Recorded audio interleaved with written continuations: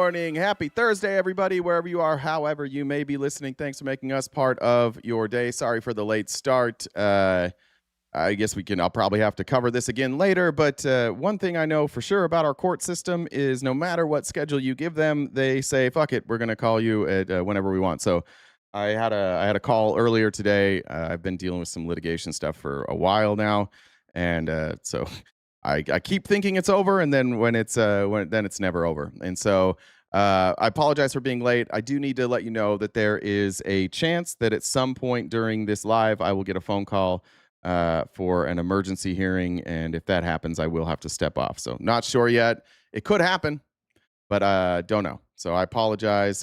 Today is our Friday. Reminder, no show tomorrow. I am taking tomorrow off. Just honestly for the World Cup. It's every 4 years, so we're gonna do. What did I do? I am not the person who is in trouble. You need to be honest with our audience. The rug assaults are getting to be a problem. That was consensual. But according to this rug, maybe not. No. Maybe not. Well, the problem is there was a bug in the rug, and it was not consensual for the bug in the rug, and so we're litigating that. But I think that's the fault of the rug, who should be bug-free. And if the rug isn't bug-free, isn't it the rug's responsibility to tell me if they've got bugs? Well, the problem was it was snug in that rug. It was snug. Plus, the rug was embarrassed about having it, and so we can just dismiss that, right? We can just dismiss if somebody if they have bugs. Believe all bugs? Believe all bugs. I don't know. I was just going with something. All right. Good morning, Jennifer. Good morning. Got any dates scheduled? There's a possible for Friday. I have seen one person a couple of times. He's cool. Like I like seeing him, but he says weird things. Like the words sometimes he uses. I feel like what? I think he used the word ravish. In what context? Like something about like he'd like to ravish me. I think that's isn't that nice? I feel like I'm having a conversation with someone from like the 1800s. I don't know. It's not far off from when you were born. Nope. Just how old is he? I think he's 51. I don't know if any. Oh, sorry. I don't know if it's religious trauma or if it's whatever it is. I don't even know what to say. Like partner, whatever it is. I don't know how to say this. Has not ADHD but ADD, and neither one of us are very comfortable with like talking that way via text or even on the phone. And so if I ever say anything, if she ever says anything remotely sexual or I do, the other person always comes back and ruins the moment immediately. And I think it's a trauma it's just some of the words. I don't know if it's just there's a handful of things here and there. I'm like, really? That's the word you went for? I don't know. I'm sorry. Soli, thank you for the reminder. I missed those yesterday when I was reading some Netanyahu quote. Soli sent a joke yesterday. He said, my friend started a nightclub for men with ED. It was a flop. Man, no one came. Just sounds like Jen's dates lately. And Lorraine said, thanks for all you do. And tips hat to Jay. Thank you, Lorraine. I missed both of those yesterday. So sorry about that. My bad. So that's, but the date that this time of year, I don't know what it is, but my voice gets like extra scratchy. It's like allergies, I don't know, allergies or what, but I don't know. I don't feel like I sound like myself. Maybe you've been doing too much ravishing. Probably. That might be the issue. What did you send him the don't say weird shit meme when he said ravish? No, but I might start. That would make sense. Okay. I should maybe do that. Next weird word. Oh, I do have a funny story. Okay, this is a funny one. And I'll do this if we want to do extra donations for this one. But I'm gonna tell it anyway. You're gonna overshare for free? For free, because this one, like I've been growing on you. When this conversation came out, or it happened, I wasn't sure exactly what to do with it. Like it was odd. Okay. So So someone messaged me, and so with one of the apps, they have a what's it called, like an opener or opening move question. And personally, I hate them. I think it's weird. Is that Hinge? I'm trying to remember. Yeah, That's yeah, Hinge. Yeah. Okay. yeah. It's Hinge. So it's. I mean, I have in mind where it's like, it's not a question. It's like just say whatever you want. I don't really care. But so That's this what you person, said. That's your. or no. And so in mine, like my opening I know. move is like I know. in I knew my what you opening meant. move. I'm like, I think these are kind of weird. So just start with whatever you want. I don't necessarily care. But so this person, their opening move was, "What's one song you hope to never hear again?" And personally, I'm not a huge fan of like the Fugees or so "Killing Me Softly" by the Fugees. Whoa. I just don't like the song. I don't know what about it is. I just don't like it personally. Good luck. I remember when I said I didn't like Prince. This one, That's you're gonna fine. get roasted for that one. That's such a That's I great mean song. people can like it. It's just not for me personally. It's just You not. prefer your killing to be less soft? Is that the problem? Yeah, I like it to Gotcha. be more intense. But so that's what I said. And so they came back with, they said that the old 90s song "Short Man" by Gillette was their song that they. Short man. What is Yeah, this song? I don't want no short man. I don't want no short man. Do Hold you not on. know this song? No, but I'm pulling it up right now. What is this?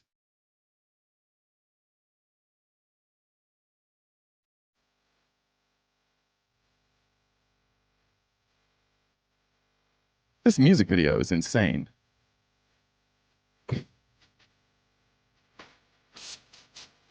Oh yeah, I know that song. Okay. Yeah, that's a So that terrible was song. so that was so I mean, I think so I mean that song is kind of funny. So like he had answered me and I didn't reply back right away. And so he sent me a message yesterday. Said, "You remember that one?" And so I'm like, "Yeah, I remember that one." I said, "I still kind of like it. I said, "But I can see why men might not be as big of fans of it, pun intended." Yeah, you are that song. Freaking Yeah, that's true. height supremacist over here. Right.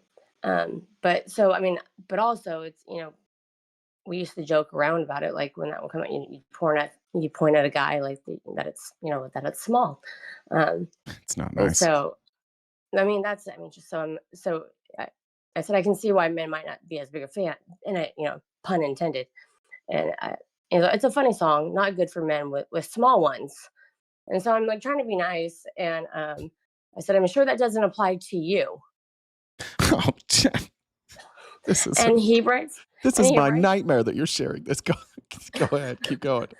so he writes back with "LOL, well." I'm like, well, question mark. I hate And this so much. This is the so no, so worst. I'm like, so I he's would like, have I was unmatched immediately. so, but in fairness, I thought of the community because I figured this would be a story that we would want to share. So I engaged in this conversation for you all. This was for you. I engaged in this conversation for you guys. Right. So so he said he was asked to dance in an art student's music video to that song. And so I said, "With or without pants?" And he said, "Oh, fully nude." Is it for real? I swear to God, this is what the All right. conversation I had. And so I'm like, I'm sitting there, I'm like, I'm not sure how to respond to this. And so I send like a cat, like just kind of looking like a confused cat. Kind of like how Um, I'm looking right now. yeah, exactly like that. Okay. And he said it wasn't the official video, but it was interesting seeing how they produce videos. Well, so you did the video? what, And what he's like, video "Yeah, is he I'm producing? surprised." Like I don't know exactly what it is, like It's a, why. it's a Um, helicopter video. so yeah, and I don't know. Like he's offering this information to me, like him telling me the song is one he doesn't like.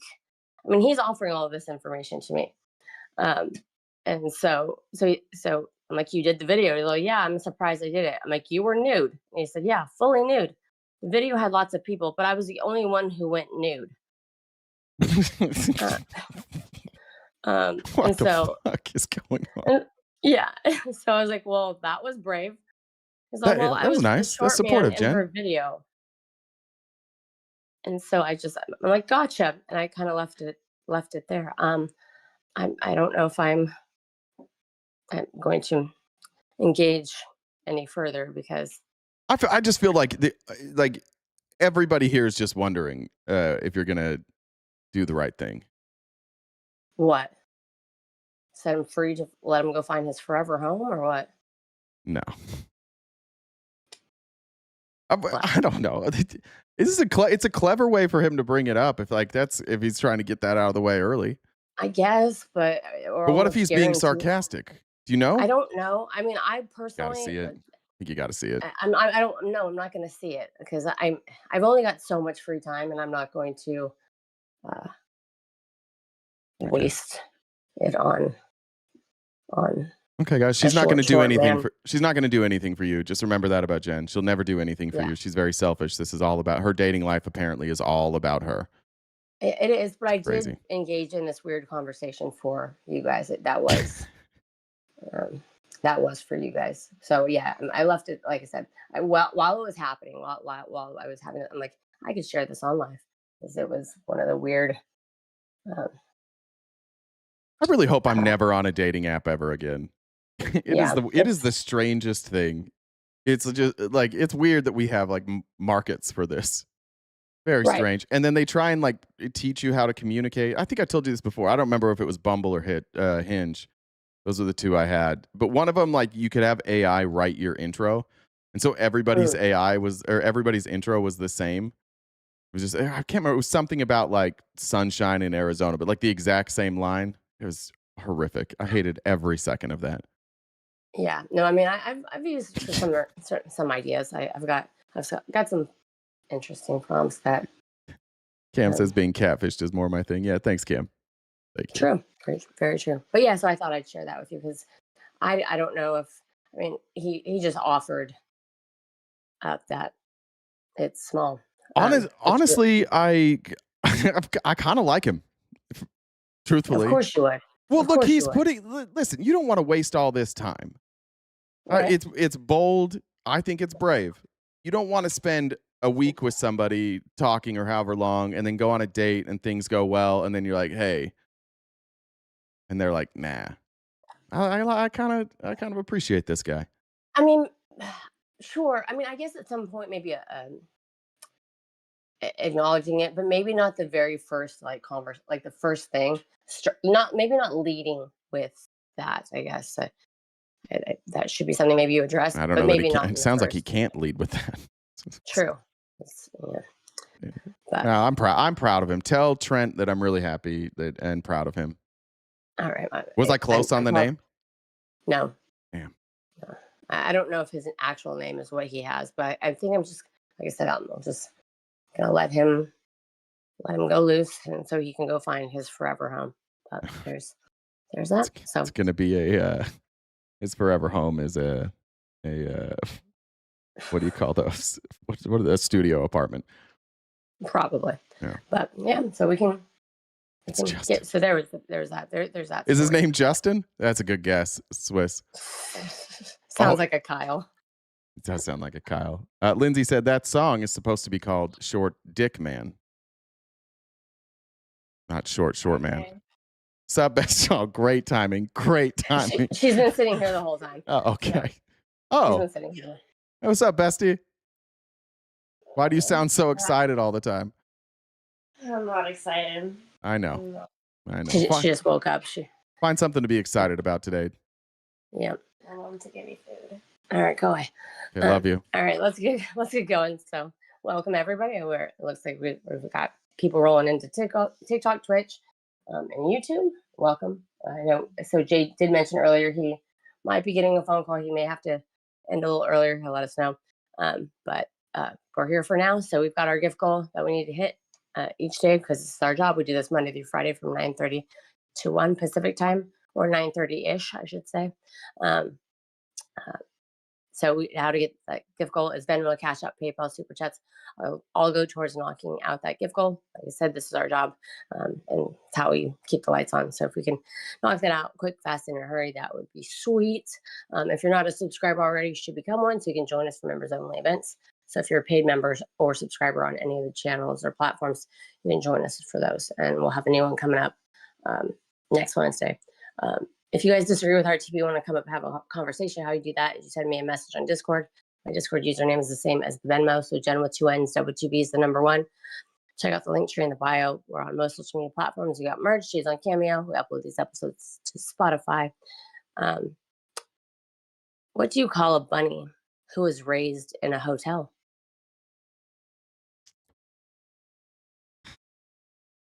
Bunny is raised in a hotel. I don't know. An ingrown hair. Stupid. No. Who said that? Jay Ray said, did you know since Jay got a girlfriend, he leaves us early and comes in late? I'm not going to say that those are totally unrelated, but I will tell you that I have never showed up late or left early to go spend time with my girlfriend. But yeah, some of those things, it could be semi-related. We'll say that. But no, I'm not leaving for that. Even tomorrow, she has to work. She has like a real grown-up job, so she has to work while I watch the World Cup. So that's not even happening either. Happy Pride, everybody. And tomorrow we won't be here, so happy Juneteenth to everybody. And I hope on Juneteenth that you go and you spend your time away from us and send your viewership to Black creators. That would be an awesome way to show support and celebrate Juneteenth. So there you go. It's summer vacay, fuck schedules. Yeah. Also, politics have been slow. Something like maybe thank God we have Trump because he says some dumb shit every day and he does weird shit every day, so politics aren't so slow. But let's get started. Let me switch this screen over here. As a way to segue from that and talk about the World Cup tomorrow, I just want to present to you the Australians who are chanting. I don't even know where they are, but here's the Australian soccer fans chanting.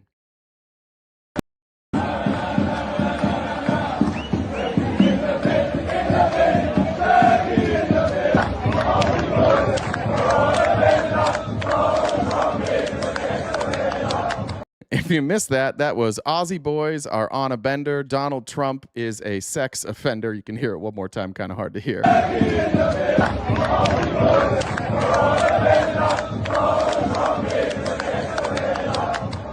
No, go. If U.S. loses to Australia tomorrow, I'm going to be very upset. So this must be, I think it's in Seattle, but well done, Aussies. I hope you lose tomorrow, but thanks for that. In other news that's just funny, we got a problem with the reflecting pool, apparently. This is a video. And there's a nice big chunk.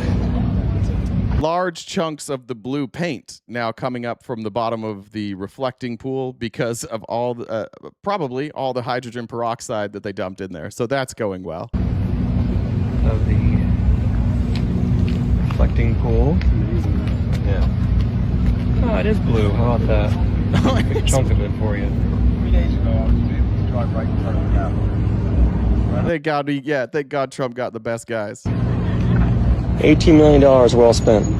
This was on purpose. How dare you question the largest structure ever? Yeah. So that's cool. At least we had that totally sensible war in Iran that's making a lot of sense. And we're going to cover that today. That's going to be most of the show today, if we're being honest. It has caused a civil war inside of MAGA, and we're here for it. I also want to get to Jon Ossoff. Things quietly, Georgia has become no longer a red state. Donald Trump's election interference in Georgia has backfired massively. It also doesn't help when Republicans put up exclusively dipshits to run against qualified candidates like Jon Ossoff.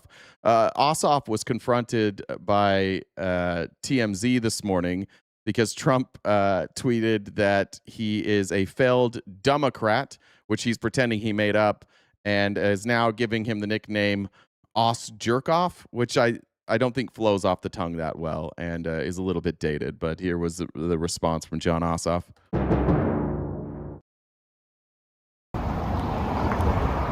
Senator, Jacob here with TMZ. How's it going? All good.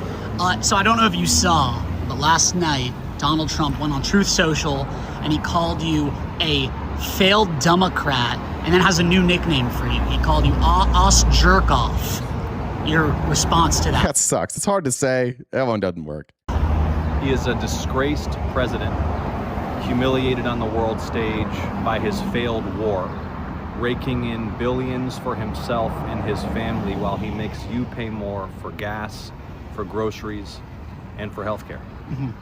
And if you want to help me defeat his Trump puppet opponent, it's electjohn.com. Well, the nickname, like, I talk to a lot of people on Capitol Hill. Everyone likes to kind of put on a brave face, but I feel like when you get called a name, it's like kind of offensive. Like when you saw that, were you like, it hurt your feelings? It can be. I just feel like if the name sucks, like if the nickname sucks, it's just not that offensive.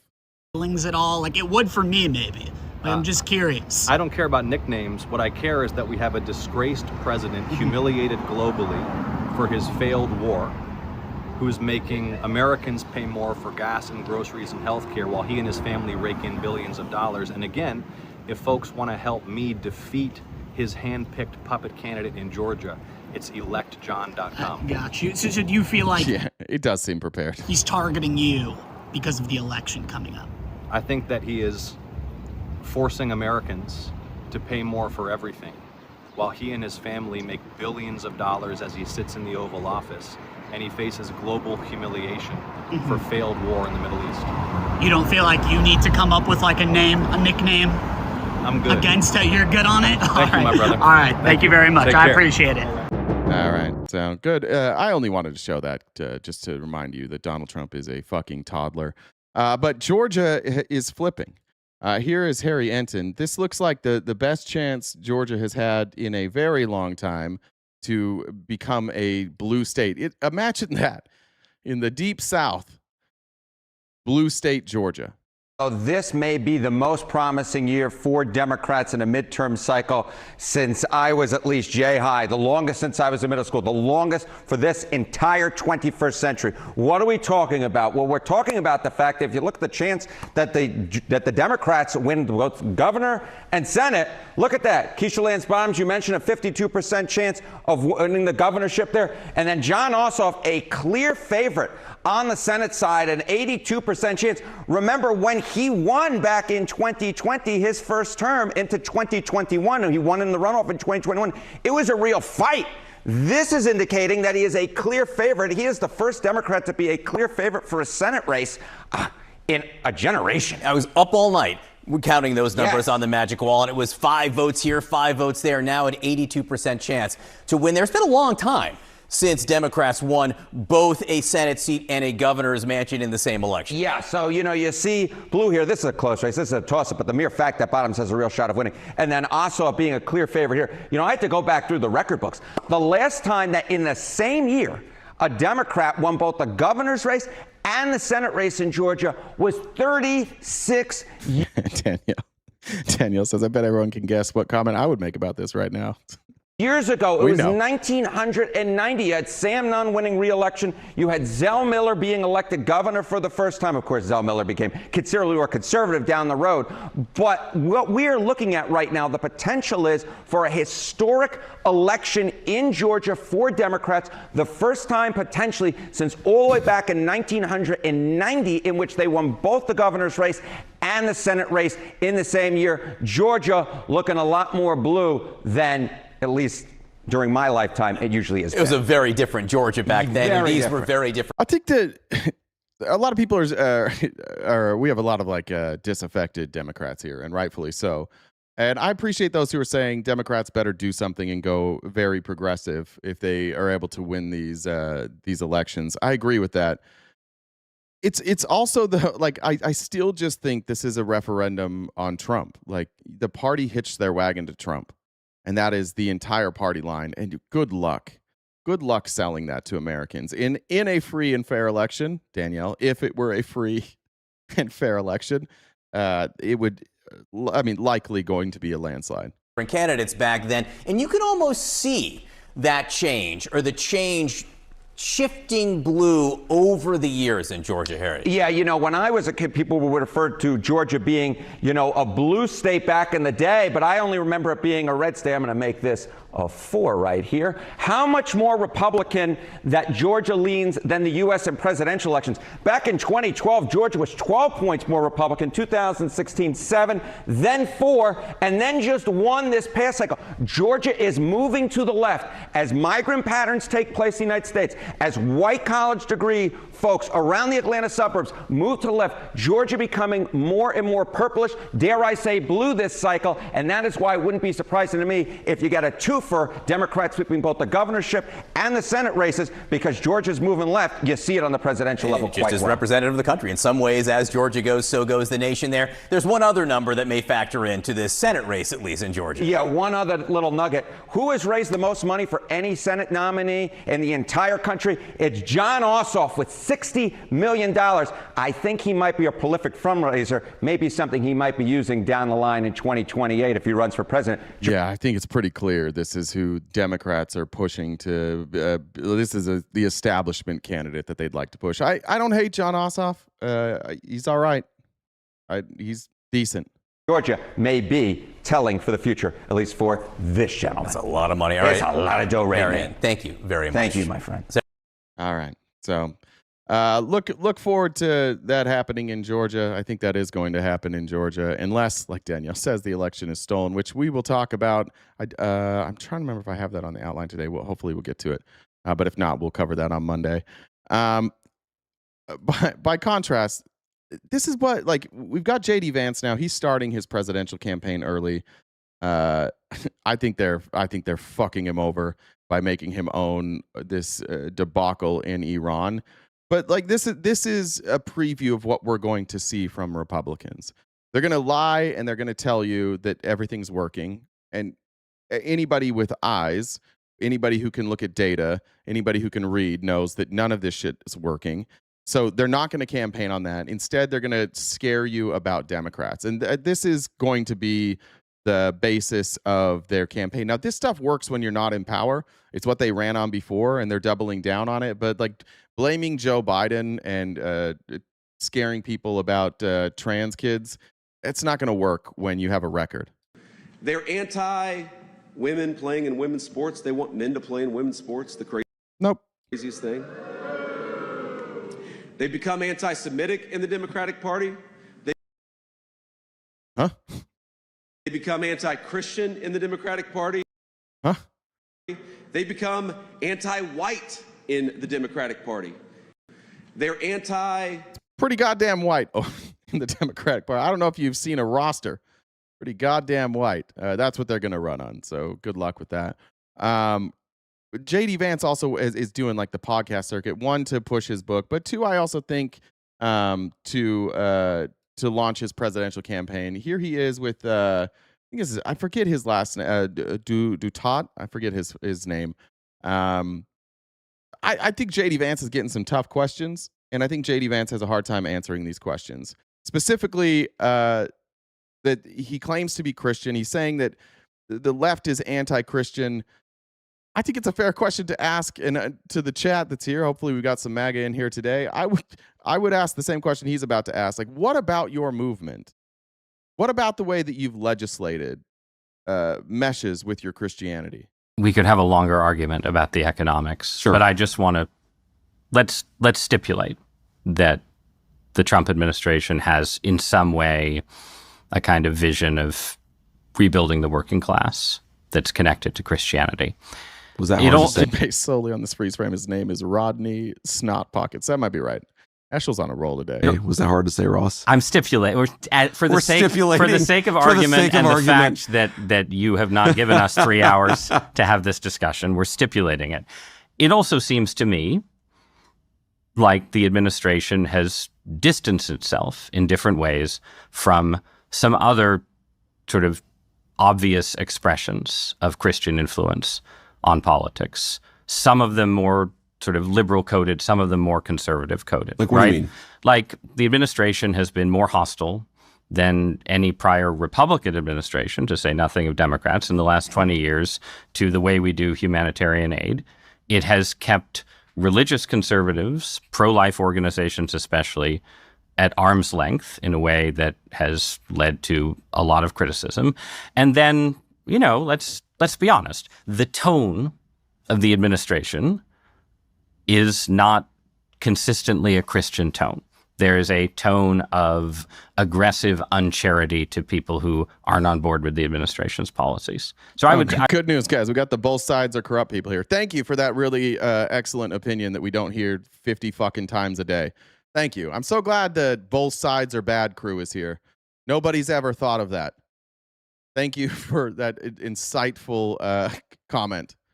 Guys, have we ever thought about that? Maybe we should just all say that both sides are bad and then not say anything else. Maybe that's what we ought to do. I would describe those as three areas where the administration has felt functionally post-Christian to me. And I'm curious what you think. Well, so on the first point, the third point, but I want to address You can work backward. So on the tone thing, it's very hard to rebut this because it's like fundamentally unfalsifiable. Because for every clip that you could show me of me or the president or some cabinet secretary saying something that in your view is unchristian, I could show you another few clips of us doing something or saying something that is like very Christian. The nature that would make you a hypocrite. Or perhaps it would make you a flip-flopper. Or perhaps it would make you look like you're speaking out of both sides of your mouth. Or perhaps it would look like you're opportunistic with your Christianity. It's not falsifiable. If you are saying unchristian things regularly, then it's easy for people to say perhaps Christianity isn't what they base their platform on. And if you're going to write this book, which he's out here promoting, called Communion, that he openly says is just a book about how his faith guides his politics, perhaps you shouldn't have so many fucking clips where you say unchristian things. Of political communication in the era of mass media is that sometimes people are going to say jokes that are taken out of context. Sometimes people are going to make mistakes. I'm not saying I make mistakes. I talk about this in the book a little. In my book, Communion, available where books are sold. Oh, Robert, you got to shut the fuck up, man. I don't have the patience for this. It's my last day. And respectfully, thank you for being here. Shut the fuck up about uniparties and both sides. Nobody gives a goddamn about any of that. It's so fucking stupid. Stop that, please. We get rid of people for that here. It's not a free speech zone. You have to add something. You're adding absolutely nothing, Robert. If you don't have anything to add, just listen and learn something. No more uniparty, both sides bullshit. My biggest fear is nuance. I sure hope that we don't cover any nuance here. I hope we don't look at each situation by itself. Let's just say everyone bad. Please stop. I talk about the own mistakes that I've made as a Christian leader there is an America. There is an apology to childless cat ladies. We don't need to get sidetracked by that. Go on. But my point is, I'm not saying we're perfect because we're not. My point is that the tone argument is in some ways, I think, it's not a tone argument. It's a message argument. You say things that are anti-Christian. You treat immigrants as subhuman. You speak about immigrants as if they are subhuman. You talk about people who worship differently than you as if they are subhuman. It's not a tone thing. You don't have tone, JD. You don't have a fucking personality. Nobody's ever been happy when JD Vance walked in the room. Nobody ever. It's not tone, it's words. People see what they want to see. And I also think that tonal arguments are ways of frankly policing working class ways of communication and covering them in elite preferences. Mm-hmm. Let me nostalgic. Don't hit the door. Don't let the door hit you on the way out. It's crazy that you say, how dare he have an opinion? He literally doesn't have an opinion. That's the criticism, is saying everything is bad is not an opinion. Everybody's exactly the same is not an opinion. That's a lack of opinion. That's what we're criticizing here. And admittedly, I'm an asshole about that. And I just don't. I'm trying to read the chat, and I have ADHD, and it drives me nuts when somebody's in here just trying to sit on the fence and tell everybody that none of this matters. Then like, what are you doing here? You know? Hi, MFRCD said, we don't want perfect, we want competent. Oxblack says, Repubs kissing both sides of the orange rump. That's true. There is the true both sidesism. Appreciate that. All right. Then there's this, like, it's all of this. Like, they just think that they get to rewrite history. They just think words don't matter. JD Vance, this was actually a really interesting interview. He was interviewed by Stephen Bartlett. And here he is talking about Donald Trump. And again, like, I remember there's this old man I met in Clarkston, Washington. And there were two phrases he used to always say that stuck with me. The first is, you create your own weather. And I liked that one. Like, essentially, you know, like whatever you're feeling, like, you can create that. You do have control over that. Like, sometimes bad things happen. The other thing he said was perception is reality. And not that, like, not necessarily in the way that, like, whatever you perceive is reality, but what others around you perceive is their reality.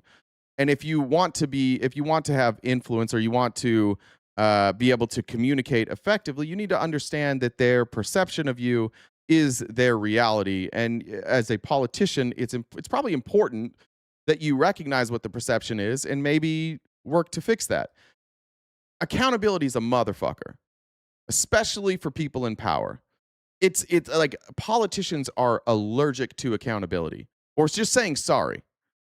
It would be pretty easy to just say, I'm sorry. I love politicians that go, my bad, I got it wrong, but most don't.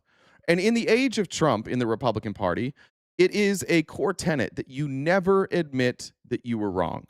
And for Robert and all the both sides things, yes, that is something that has been in politics for a long time. It is heightened to a degree I've never seen, to the point now that they will lie to you about things that literally everybody knows is a lie. And they'll say it right to your fucking face over and over. We're going to have a lot of that later when we talk about Iran, and you watch this administration try and spin that. They will lie right to your fucking face, knowing that we have the MOU. We know what the agreement is, and they'll just be like, nah, it says something different than it says. There was a private message between you and a roommate where you said he was either a cynical arsehole or America's.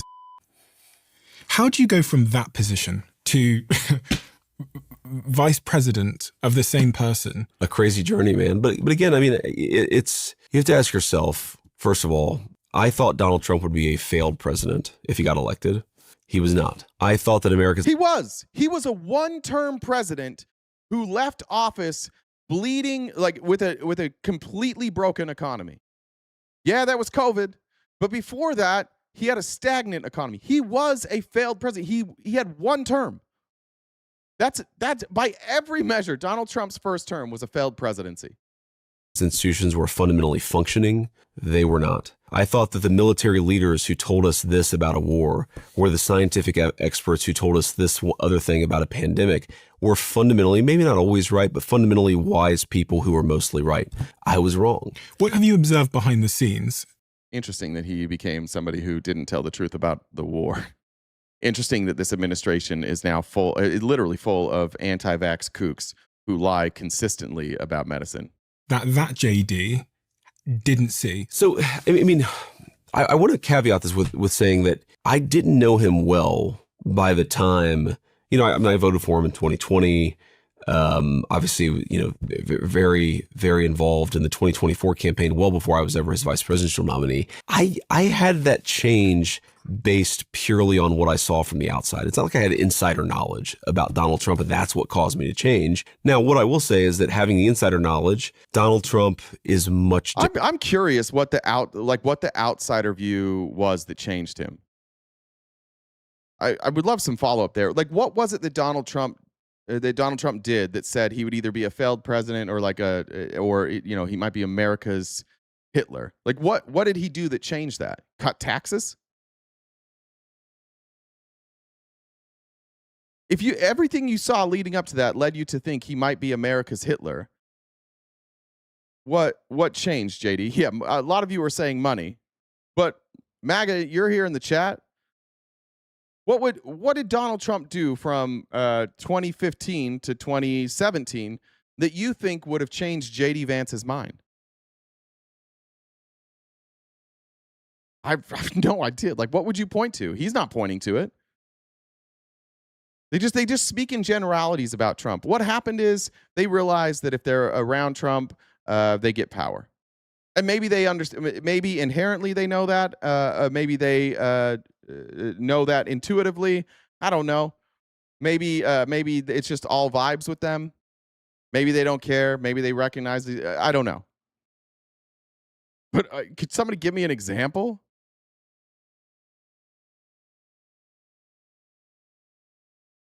He did. He did. You see, I know there's not a ton of MAGA here, but do you see how hard that is?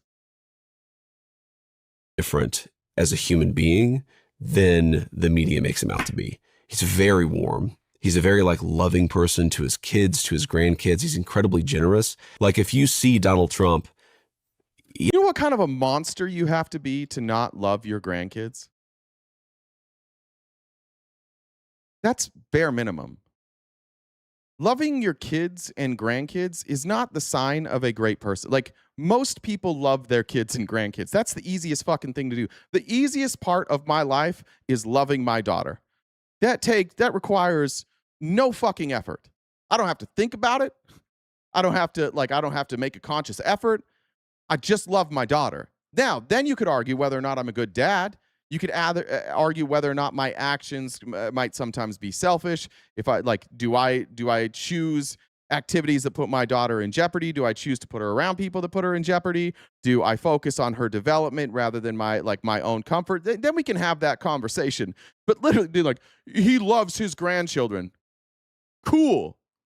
So does fucking everybody.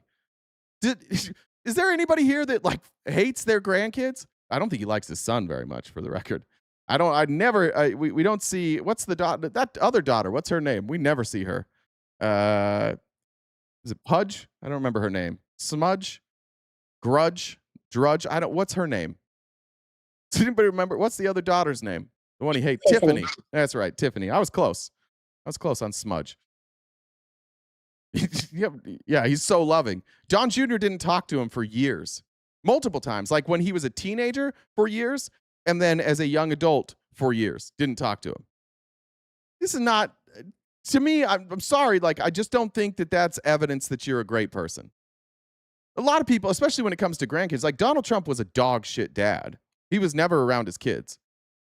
You ever listen to his kids talk about what it was like growing up with their dad? There's he taught us about business. Sure he did. You can go read interviews from him, and he's like, yeah, I see my kids once a week. He wasn't a good dad. Warm. He's a very loving person to his kids, to his grandkids. He's incredibly generous. If you see Donald Trump, in the Oval Office. Say that he's generous to the thousands of people that he stiffed and left holding the bag on his construction projects. Tell people how generous he is when he files for bankruptcy and leaves everybody else holding the bag. He's not generous. It's he has to give you a gift. He has to, whether it's, a water bottle or a MAGA hat or a coin or a pin. He's one of these people who. He doesn't pay for any of that. He's giving you merch so that you'll rep his name. I do believe that Donald Trump, I bet his love language is gifts. I do bet that because the guy is incapable of connecting as a human. So it's not surprising that gifts is a way. And I don't really have a problem with that. Some people, that's how they show their love. But these are not compelling reasons to say, the reason that he thought Trump was so divisive and America's Hitler was his policy. Oh, his policy is exactly what I thought it was going to be. But then I saw him hug his grandkid. You know who else was nice to the people around him? Hitler. You know who else they talked about like this? Hitler. Everybody. Every leader we've ever had in this country, you can say these things about. This is not a ringing endorsement. You thought he was evil because of his policy, and then you're but then I saw him hug his grandchild, and now I've decided that his policy can no longer be evil because he hugs them. Who he really likes hospitality. He really likes making other people happy. I had no understanding of that from him from the outside. What I would see is, clips of him arguing with a journalist, and that was it. And that gives you a very, very one-dimensional view of a person. So yeah. Yeah. I saw clips of him treating people like shit. So I thought he treats people like shit. And then I saw that he doesn't treat everybody like shit. So now I think he's great. Danielle said, I do think this country will be super blue much sooner than I thought possible because of brave people like you who are exposing what's been happening. If it doesn't happen during midterms, I think it will in 2028. For the record, Danielle, I appreciate you saying that. That is very sweet. I don't think it is bravery.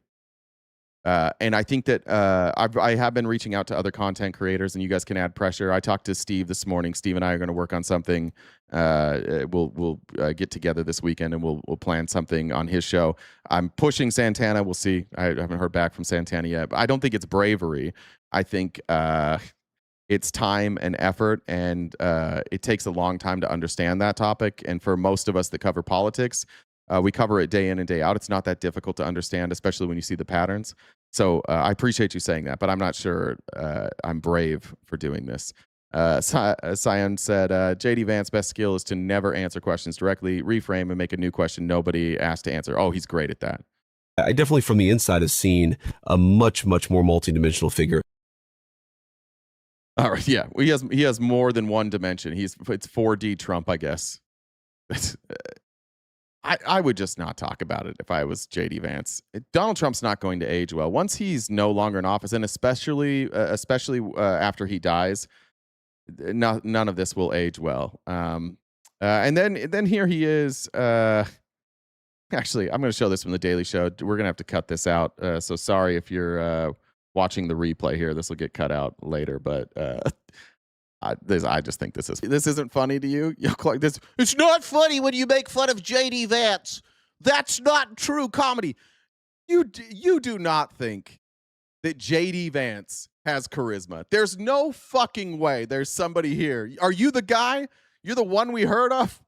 There's one guy that thinks JD Vance has charisma, and you're just here? Well, actually, I'd like to counter that argument that he has lots of charisma. Have you seen his beard? Have you seen him run?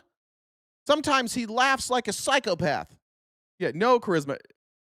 Fair enough criticism of Adam Mockler. I don't know that Adam Mockler has a ton of charisma. I like Adam Mockler, but I don't know if charisma is what we...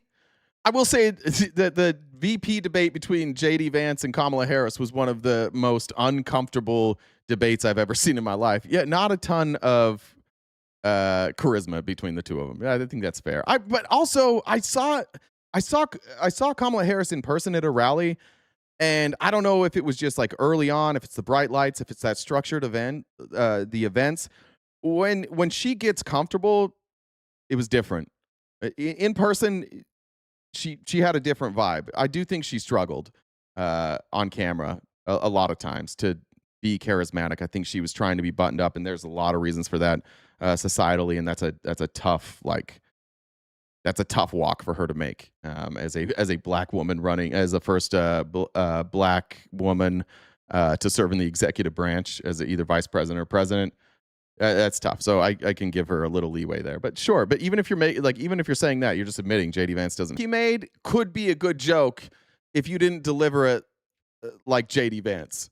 You got to have some delivery with dad jokes. You can't just go, oh, walk. You got to deliver it.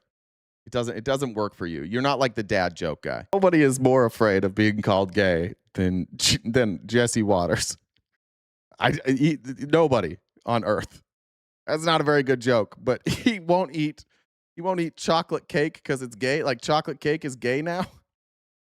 Jesus crazy. We're eating pickle cake. I'm eating cake that is sour because chocolate's gay. The closet is glass. All right.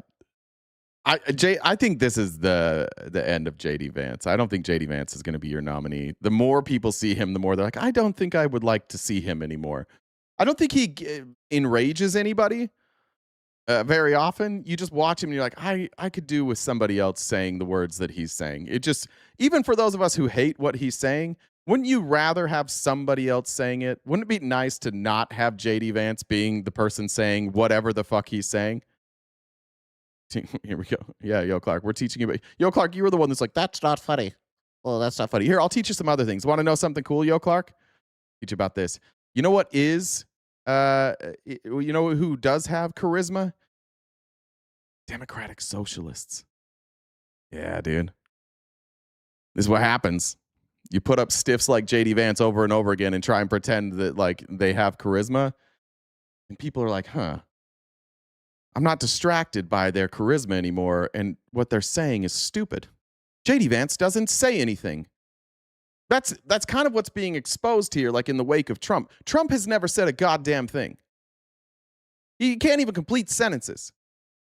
He has no clue what he's saying ever, but you guys like him because he's kind of crazy and he's mean and it's entertaining. Like trying to figure out what he's saying is fun. But put somebody who can speak in complete sentences without any charisma, and suddenly everything Donald Trump says sounds really stupid.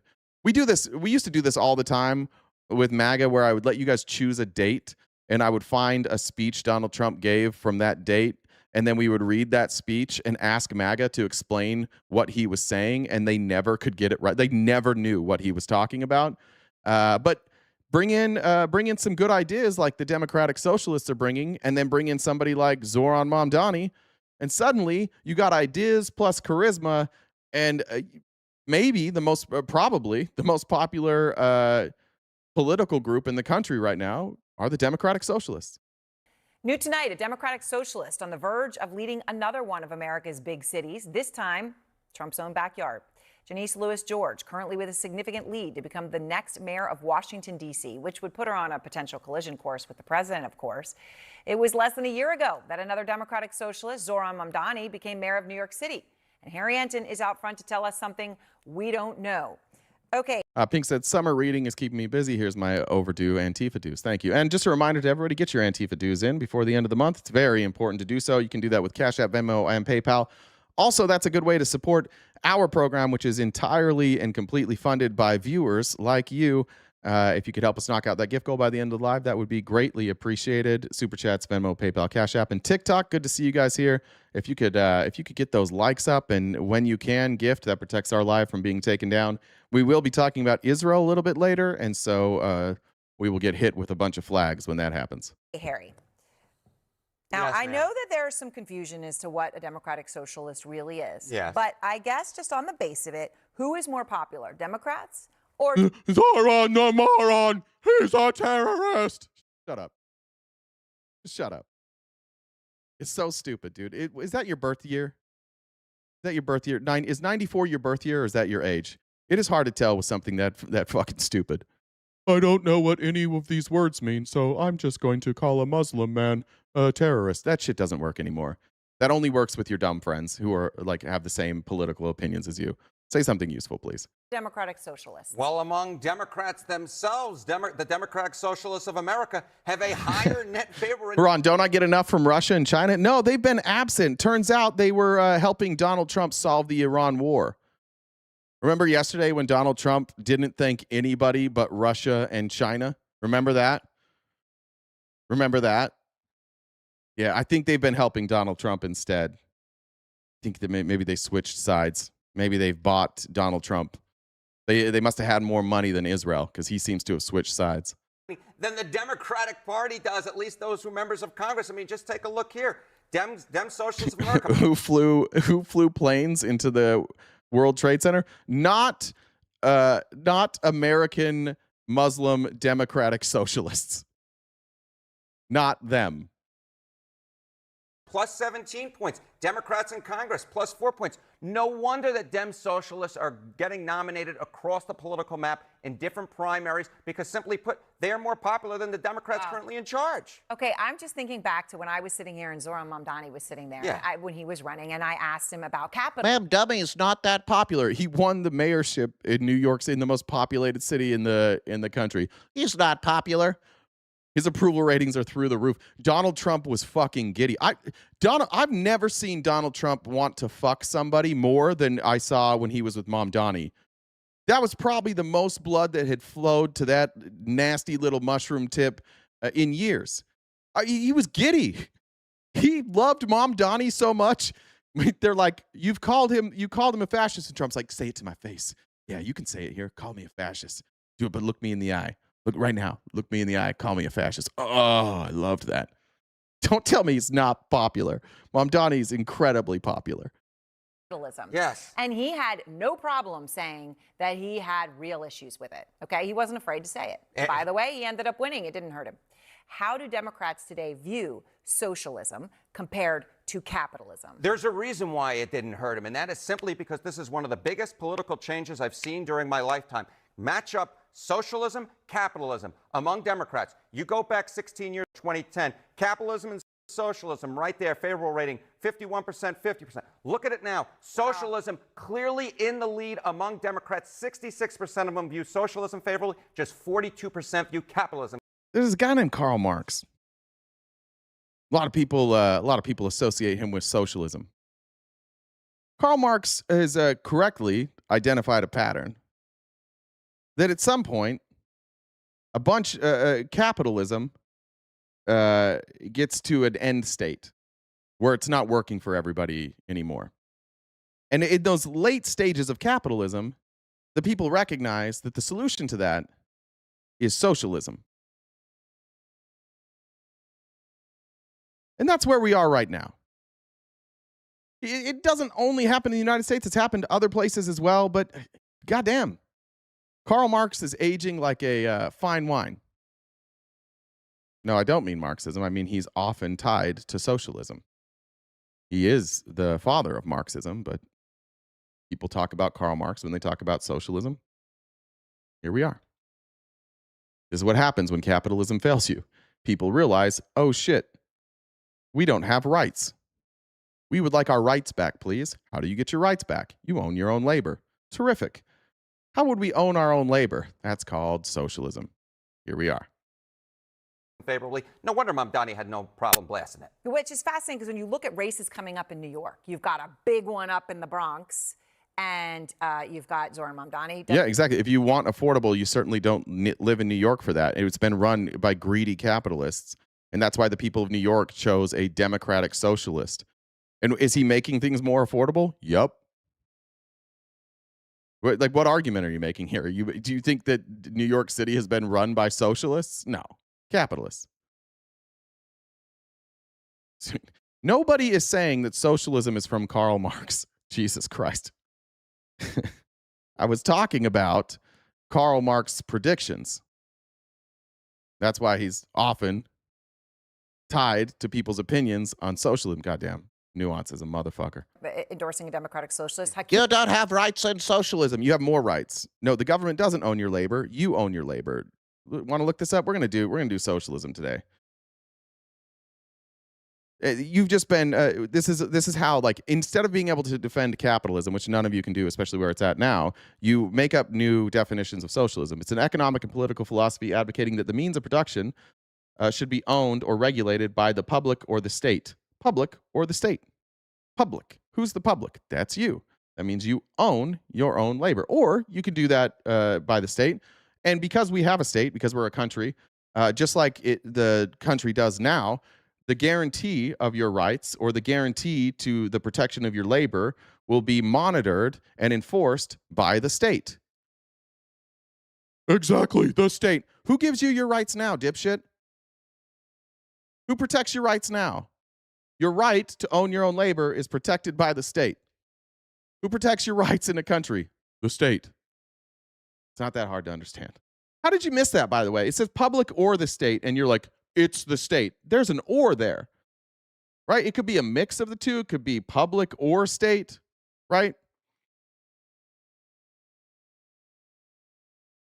Got the capitalists riled up. Hakeem Jeffries not going with the more traditional incumbent. So there are two big races involving Democratic Socialists coming up in New York that Mamdani's endorsed. Tell us something we don't know. I'll tell you something you don't know, and that is that the Democratic Socialists are likely to win. The same elite will be with, the elite might stay the same, but our rights and our ability to own our own labor will change. I mean, I just don't know. Like, this is a weird argument. If you're like, oh, the elites will be the same. Okay, so we should just stick with this shitty system? Why don't we move to a system where workers have more rights, where you can collectively bargain? Why are Republicans consistently taking away your rights? I'm not a socialist, for the record. I like the Democratic socialists that are running. I like all of them. I like all of them, but I agree with with anybody who says like socialism can be corrupted, just like capitalism. We're in capitalism, it can be corrupted. These are all economic theories. They are not, none of them are perfect. We've said before, like, I think the way that things should be distributed is that the government provides things that are needs, and then the market should provide things that are wants. But involved in all of that, you should own your own production. When you give 20 years to a company of production, you should have some equity there. Your production is what, in part, made that company what it is. You should get equity. It should not be some dude who inherited $1 billion who just goes and invests in these companies and gets to then profit off of all of your labor. I just think labor rights should be expanded. I think that we as individuals should have more power to negotiate our own lives and our own payment. And the difference between, like, my view and just numb brain Republicans who just lick the boot of the capitalists all the time is, I don't think we can be trusted with owning our own labor. We should give it to Elon Musk. He should get all the profits from our labor. It's more important to provide capital than labor. You can take labor and create a multi-billion-dollar company. And you can do that without capital. You cannot take capital and create a multi-billion-dollar company without labor. Labor is far more important and far more valuable than capital. And somehow, in America, we have convinced a lot of people who went to school and can read and can do math that somehow capital is more valuable than labor.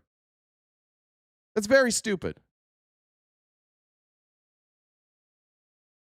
Yeah. One of you guys make a good argument, would you? May, why don't you come up here and let's have a chat?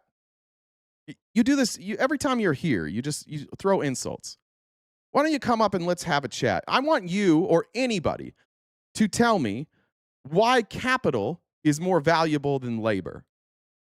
That's all I want to, because if you're a capitalist, you think capital is more valuable than labor. I disagree. I think labor is infinitely more valuable than capital. And only in a completely backward system would we say that the people with money should be able to buy the profits from your labor, and that is more important than labor. One of those races, the one down in Brooklyn, going to beat the Brooklyn borough president. You take a look there, look at that, an 81% chance to win in Brooklyn. And in northern Manhattan, at this point, a 52% to knock off an incumbent, Espelot. Unbelievable. Yes, Espelot, long-time incumbent, with all of the incumbents endorsing him. All right, thank you, Harry. I'd also like you guys to keep talking. And I'd like you to loudly keep talking. I'd like you to go out on the street corners and say this dumb shit, because nobody's going to know what the fuck you're talking about. I want you to be the cheerleaders for capitalism. I want your voices to be elevated. And people are going to realize real quick, these are just cheerleaders for a rigged system. You could learn something, or you could continue rooting on Elon Musk. I don't know why you're rooting against yourself. This isn't capitalism versus socialism. It's literally your rights to the profits from your own labor. I don't want the profits from my labor. Someone else needs the profits. If I get to profit from my own labor, if I get equity from my own labor, then the country will fall apart. It's fucking crazy. Get rid of the word capitalism and socialism, because it is blinding to you. You work at a company. Would you rather that company give you equity or no equity? Equity, right? Would you rather have profit sharing or no profit sharing? You would probably want profit sharing. Not May. I only want minimum wage. And anybody who makes more than me, I should have to suck their dick for free. Name one country that says they're socialist. Name one country that says they're capitalist. We're not a capitalist country, May. We have a mixed economy just like every other fucking country in the world. The difference is, for them, is they don't have all this money in politics that convince dumb fucks like you that it's one or the other. Literally, there are no socialist or capitalist countries. Fucking zero. There are only mixed economies. Quick, name a capitalist country. Quick, name a socialist country. They don't exist. You're fighting a dumb fight. You're fighting you're fighting a straw man for no reason. You are arguing against your own rights consistently. It's so frustrating to have to live in a country with like painfully stupid MAGA. I don't want rights. If I get rights, we are fucked. I need the government to keep their boot on our neck. And anytime they release that boot off my neck, I need some corporate overlord to take both hands and choke me. My biggest fear is that I will have rights to my own capital, to my own labor. I need it. I need somebody to pin me down. I need a daddy. May, you're too stupid to understand this. I literally said I'm not a fan of socialism. I believe in a mixed economy. And I said that democratic socialists are popular. Zoran Mamdani is a democratic socialist. Not all of Zoran Mamdani's policies and New York City itself is not a socialist city. It is very capital intensive. But what he's realized is that you can use the government to make sure that people have rights and that they get a little more access to their labor. Of course I'm cheering on the democratic socialists. Of course I am. Why would I not cheer on the democratic socialists right now? It's going great in New York. New York has never had a better mayor. When's the last time New York had a mayor that gave a goddamn about protecting the middle class or the poor? Never. Of course I'm cheering them because I don't care what their label is. Zoran Mamdani is going to go down in history as probably the best mayor New York has ever had.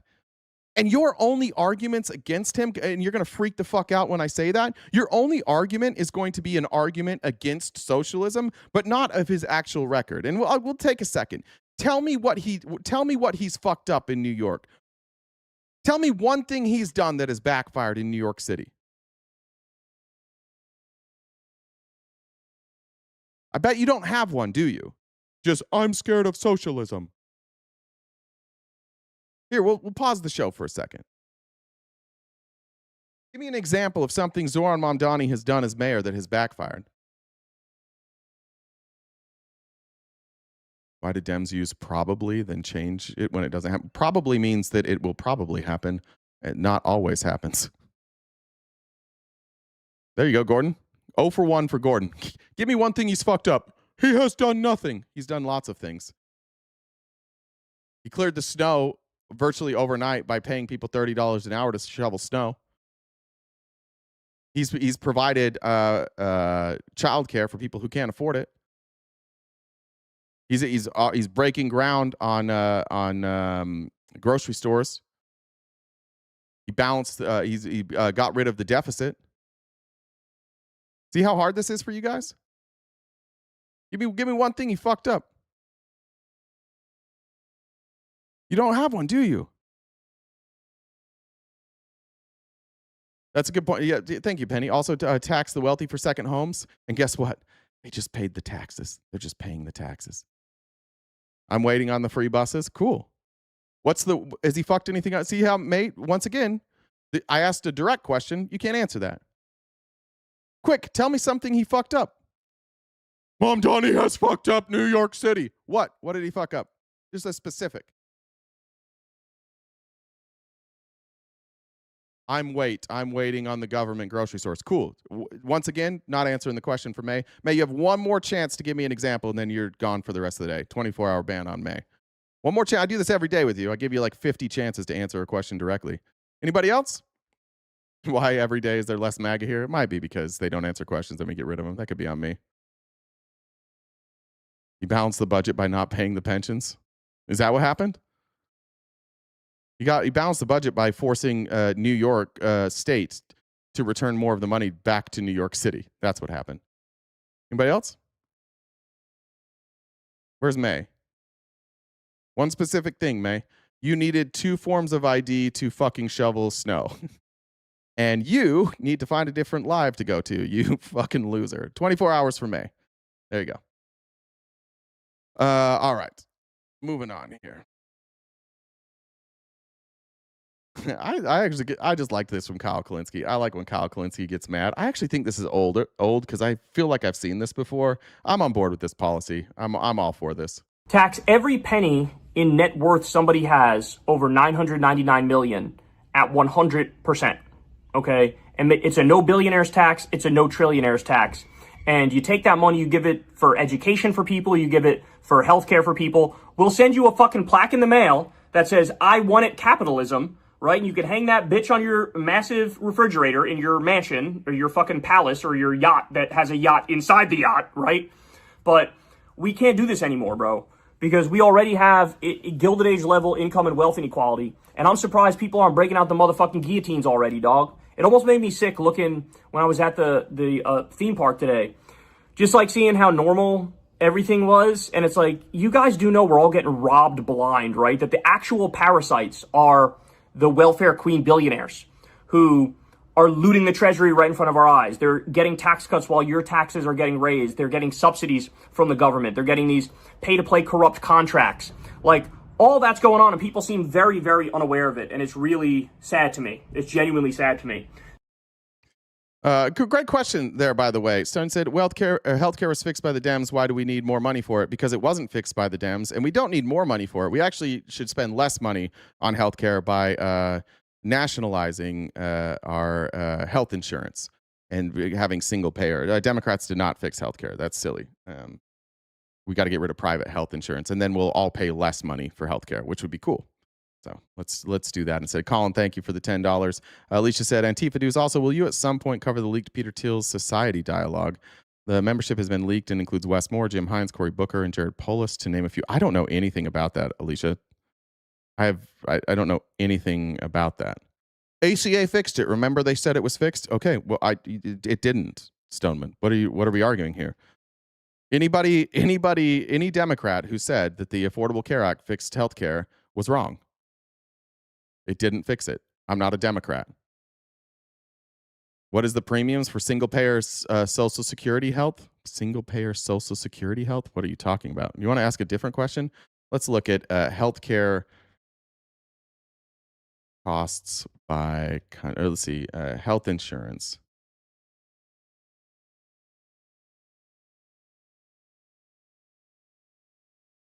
Somebody send me the information on that thing with Peter Thiel.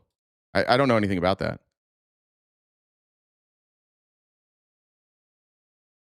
All right, well, we can just compare a couple here. Blue is the current health expenditure, and pink is the life expectancy. In Canada, and this is as of 2024. In Canada, the average person pays $5,100 a year for healthcare, and their life expectancy is 82 years of age. Japan, 4,400, and their life expectancy is 84. Netherlands, they pay about 5,300, and their life expectancy is 82. United Kingdom, they pay about 4,200 a year, and their life expectancy is 81. In the United States, we charge more than double any other country at $10,658, and our life expectancy is lower than all of them.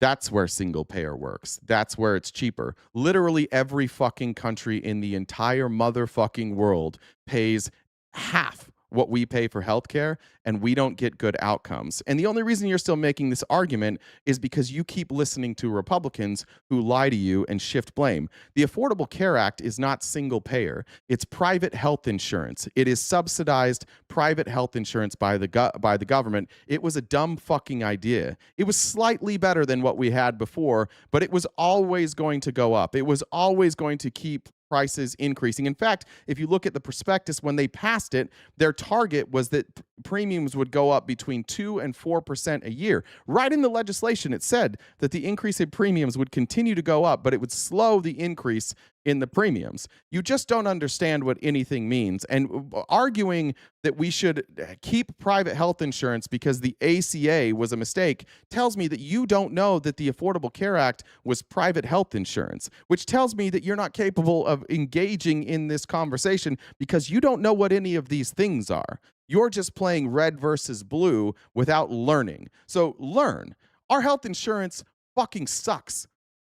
We pay way too much and get shitty results. That's bad. we should be more like every other fucking country. But we're not like every other fucking country, because in the United States of America, unlike all of these other countries, we allow, for some reason, people to become billionaires by writing a check to our doctor. And then they just keep jacking up the price over and over and over again. And once again, conservatives and free market capitalists are like, we should not have any collective bargaining rights to negotiate our health insurance. We should just get bent over by the health insurance companies. That's capitalism, baby. And then you show up and you say dumb things like, show me one place where it's cheaper to have single payer. And then it's literally every country in existence. Every single country that has health insurance pays significantly less than us. We are double every other country, and our outcomes aren't even that good. But yeah, keep arguing. Just keep arguing for a dumb fucking system because you're afraid of the word socialism. Ace Ventura said, Republican here is drinking lead water bad. Not for Republicans. Republicans are immune to lead water, and they should consistently drink lead water because of that immunity. Lead water is cheaper, and it makes your bones strong, and it will keep you from being gay. So for all Republicans, I highly recommend getting as much lead in your water as you can. Paint too. You are immune because humans are naturally. I'm about to lose TikTok. Humans are naturally immune to lead, but once we started vaccinating humans, we lost that ability to be immune. So as long as you are completely unvaccinated, you are immune to lead. And make sure you're also drinking tons of colloidal silver. That will all work. And TikTok, I'm just kidding. These are jokes. Please don't. We're going to find out. Sorry, TikTok. I apologize. TikTok, if you're listening, these are clearly jokes. Please don't take down my account for saying that. Appreciate it. RFK endorses this message. I think that was his platform. I'm pretty sure that was his entire platform. Did I miss any other ones? Don't think I missed them there. Good. Just a reminder, guys, we are crowdfunded. So if you want to help us knock out our gift goal, we are completely funded by viewers. So Dollar Train would knock that out quick, fast, in a hurry. I will update those numbers here in just a minute. I love when we get conservatives in here to argue about healthcare. Like I'm bricked up. There's nothing I like more than showing all the data. And then I love conservatives leaving like, yeah, I know the data's not on my side, but I'm probably still right. I'll just keep arguing from a point of stupidity the rest of my life. All right, this is a New York Times article from Maggie Haberman and Jonathan Swan. They're doing a bunch of really good reporting. A lot of this is coming out. I forget the name of the book that's coming out that they co-wrote. But some insider information from the Trump administration. Last spring, Will Scharf, an arch-conservative lawyer serving as the White House staff secretary, wrote a secret memo to the chief of staff that reflected growing unease in the West Wing about one of the extreme measures being weighed by Stephen Miller, the powerful advisor driving Trump's deportation campaign. Dated April 29th and stamped confidential, the memo was carefully and lawyerly, but amounted to a warning against end running the rule of law. The subject line read, "The writ of habeas corpus." Now, for the conservatives in here, for the MAGA folks in here, before you dismiss this as fake news and before you say that there's no sources here, I need you to understand that if this was fake, they would get sued. Single payer does not mean everybody pays the same, Stoneman. Single payer means that there is one source of payment. And that single payer would be the federal government. I swear to God, man, you got to just look shit up. And don't write things. Next, whatever you're going to say next, Google it first. It's getting embarrassing. But anyways, they have sources here. They clearly have sources. They know the subject line of this memo. And the reason the Trump administration isn't suing them or even commenting on this is because if they do, it's going to be exposed that they have receipts. Habeas corpus, the centuries-old right to force the government to justify before a judge why it has locked a person up, is enshrined in Article 1 of the Constitution. Mr. Scharf's memo, in its unassuming way, was a blinking red warning light. The second Trump White House was deliberating an explosive new claim of presidential power, the suspension of habeas rights for unauthorized immigrants, which, of course, you can't just, make up new shit. The suspension of habeas corpus has occurred just a handful of times in U.S. history, and always under the most dire circumstances of war or invasion. Yet to a greater degree than previously known, administration officials encouraged by Mr. Trump actively weighed taking that step in the early months of this second term, this time to accelerate the mass deportation of immigrants in this country illegally. Before we even go like that far, we were debating this. You all wanted this anyway. MAGA wanted this. Let's not pretend that you didn't all consider this and that this wasn't on the table. Flush with a decisive 2024 election victory, Mr. Trump and some members of his team wanted to test how far the emboldened president's authority could be pushed, setting off previously unreported internal struggles over where the limits should be. The man who outlined his concerns in the memo, Mr. Scharf, was no resistance figure, a trim, balding, Harvard-trained lawyer who had run for office in Missouri, had bemoaned John McCain as too moderate, and believed Trump had been vindictively prosecuted after his 2020 election loss. Oh, he's a dipshit. That's great. He'd helped Trump's team develop the legal arguments behind the successful effort to get the Mar-a-Lago classified documents indictment thrown out. I like that one. As if it was a good legal argument and not just a Trump-appointed judge who was like, yeah, we can do whatever. The Constitution, Mr. Scharf wrote in his memo to Susie Wiles, the White House chief of staff, permits suspension of habeas corpus only in cases of rebellion or invasion. Courts have almost uniformly held that only Congress can do that. He added, even where Congress has explicitly suspended habeas corpus rights, the Supreme Court has held that some alternative process must be provided to defendants with procedural safeguards akin to a habeas corpus action. So, MAGA, we'll dumb this down a little. What we're talking about here is that if you are in this country, you have due process. And whether you are in this country legally or illegally, you have the same due process rights as any other citizen. And all that means is if you're accused of something, the government has to prove that you did that thing. And of course, that makes sense, right? If you don't have due process because you are here and you're undocumented, how would they prove that you're here and undocumented without a process? That is the process that you are due. You are due a day in court where the government shows that you are, or alleges that you are not a citizen, and you must require documentation showing that you are a citizen. And if you're not a citizen, you can be removed. Somewhere along the line, Stephen Miller, who believes all immigrants are subhuman, decided, no, we don't need rights. Obviously, if you suspend habeas corpus and you don't give people due process, then you could easily deport people who are citizens of this country, because you simply saying you're here and you're undocumented and they have no right to refute that would mean that you could just deport anybody, right? Good on that? Okay.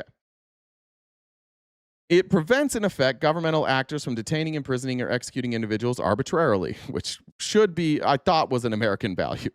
In early April last year, the Supreme Court had allowed the administration to continue its use of the Alien Enemies Act as the basis for deporting Venezuelans who were in the United States illegally, but the justices also ruled that the migrants were entitled to challenge their deportations in court before being expelled.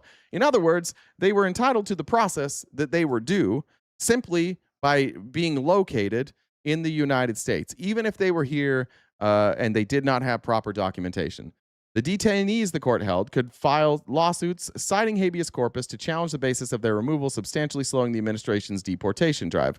Remember this with Kilmar Abrego Garcia, who they claimed had no due process rights. They deported him, sent him to El Salvador, and they were forced to bring him back, even though they said that they didn't break the law, right?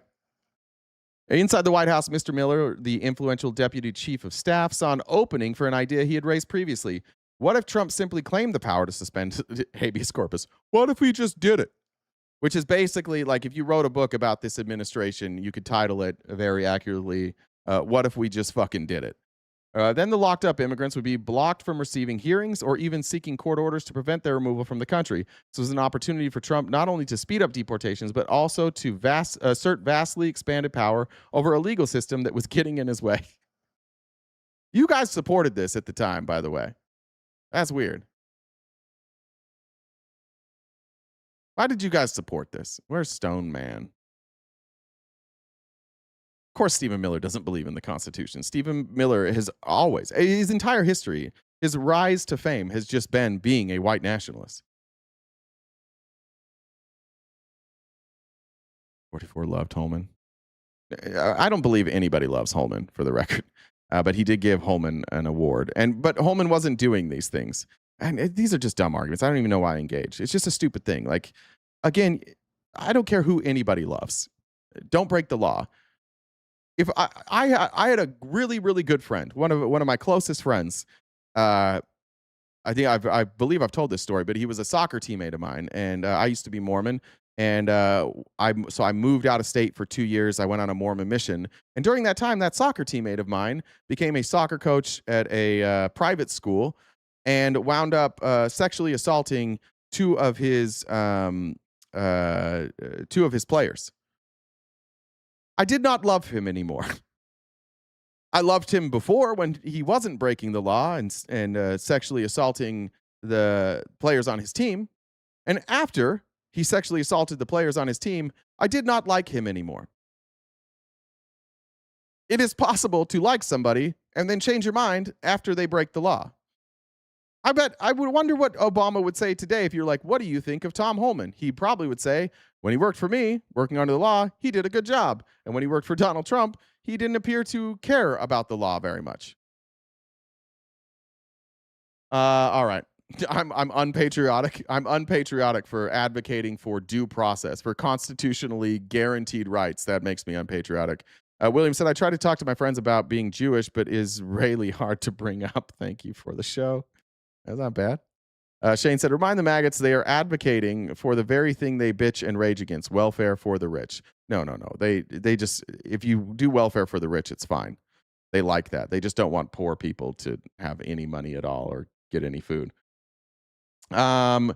Scharf wrote confidential memos to Susie Wiles on both topics, setting out in a low-key way why taking either step would shatter historical norms and likely precipitate hazardous legal and constitutional battles. A senior administration official, speaking on background because the official was not authorized to discuss the matter publicly, said for this article that senior staff had requested the memos and that they were seen by relatively few people. It sounds like people needed legal memos to refute what Stephen Miller was saying. Sounds like a bunch of people in this administration also think Stephen Miller's a psycho. But the documents reflected alarm among a small group of senior aides. They felt that Mr. Miller's eagerness to test the limits of executive power and to accuse other branches of encroaching on it, echoing a president who bristled at any constraint, risked steering the administration and the country in a dangerous direction. Everything we were saying at the time. And interestingly enough, none of these people came forward, but it turns out that even people in this administration agreed with what we were saying. They were just too bitch-ass to do anything about it.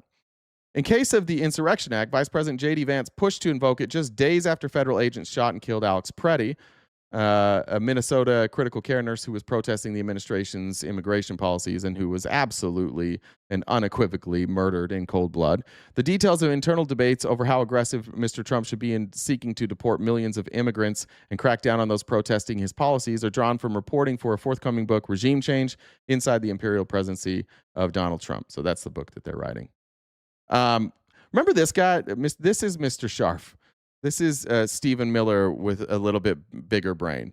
He's literally like a Stephen Miller clone. This is the guy that stands next to Trump and reads all the executive orders because Donald Trump's borderline illiterate and also doesn't know what's in any of these executive orders because he doesn't care. He just signs them. If that's where you might recognize him. IMFRCD said, ask forgiveness, not permission. Yeah, that's their thing. Except for they don't really ask for forgiveness. Trump doesn't need that, not even from Jesus. He is sinless before God, which is a cool deal for him.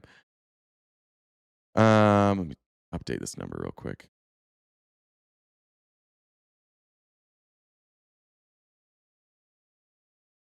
All right. At the center of the internal White House debates over suspending habeas corpus and invoking the Insurrection Act were Mr. Miller, intent on pushing the limits of the constitutional system, and Mr. Scharf, a process-driven lawyer, little known outside of the West Wing. I'd never seen him before.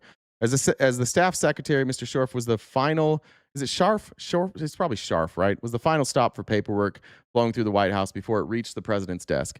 Among other duties, his office processed the executive actions and presidential memorandums behind what became known as the retribution agenda. All right, we'll leave it. We'll leave it there. It talks about Kilmar Abrego Garcia. You can read that article from the New York Times, but I only read it because it confirms exactly what we were saying at the time, and every Republican just denied that was happening. The courts have ruled on it. And now we just pretend that this administration didn't try and go full fucking fascist. Remember when we were like, fascism? is when you just, I mean, we've talked about the 14 tenets, but why he was being accused of being fascist is targeting specific groups of people, rallying around those people being evil, and then usurping the power of the three branches of government and centralizing it around one unifying figure. And we used that as evidence at the time to say this was fascist, and you guys were like, no, this isn't happening. Well, it did happen. It's on the record now. They were literally writing internal memos about it. Will it change your mind? Probably not. But I hope it does. And if it does, we will welcome you. I will welcome you with a firm handshake. All right. This was actually pretty crazy. We didn't even get to this. But the FBI says that they disrupted an alleged terrorist plot targeting UFC 250, Trump's birthday party on the White House lawn. These are the suspects. We don't have to get like too into it. I'm going to show you a video from Dre Dossier and her take on this. All I can say is that you can see videos of these people speaking. This was never close. This was never fucking close to being accomplished. But those are the people that we were supposed to be afraid of. The details are pretty simple. Like, it's a group that formed initially on TikTok. Here's the Southern District of Ohio's explanation here, and there's the four people are first Tyson Proper, according to filed complaints. Investigators interviewed Proper at a medical facility on June 11th. During the interview, he allegedly said he had planned with others a coordinated attack against the U.S. government during the UFC event at the White House. He said members of the group who wanted to participate in the attack began communicating with each other around March. More serious members of the group, including Proper, moved their communications to an encrypted app. They planned to fly small drones with explosives to detonate over the north side of the UFC arena, forcing high-value targets to evacuate the premise. Then the group would act as snipers and shoot these individuals. Before executing the plan, Proper and others allegedly planned to rendezvous in Fredericksburg, Virginia. Proper allegedly amassed firearms, thousands of rounds of ammunition, and tactical gear at his home, and he identified potential targets, including multiple members of Congress. Perhaps somebody being able to allege firearms and thousands of rounds of ammunition should be more regulated. Then Brian Roa. He was they got him at his residence and his vehicle, where they seized a rifle, handgun, tactical belt, ammunition, and a rifle magazine, two-way radio, and an infrared laser target pointer.